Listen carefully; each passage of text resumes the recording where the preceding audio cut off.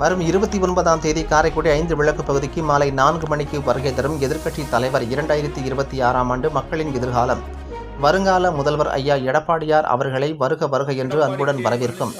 சிவகங்கை மாவட்ட செயலாளர் PR செந்தில்நாதன், முன்னாள் அமைச்சர் பாஸ்கரன், முன்னாள் MLA உமாதேவன், கற்பகம் இளங்கோ, காரைக்குடி நகர செயலாளர் சோ மையப்பன் மற்றும் மாநகர இளைஞரணி செயலாளர் இரட்டை இலை சரவணன், மாநகர இளைஞரணி துணை செயலாளர் வினோத்குமார், நகர செயலாளர் தகவல் தொழில்நுட்ப பிரிவு MS சேட், காரைக்குடி மாநகராட்சி 22வது வார்டு மாமன்ற உறுப்பினர் ராம்குமார், எழுச்சி தமிழரின் பேச்சு கேட்க குடும்பம் குடும்பமாக அலை கடலென திரண்டு வாரீர்.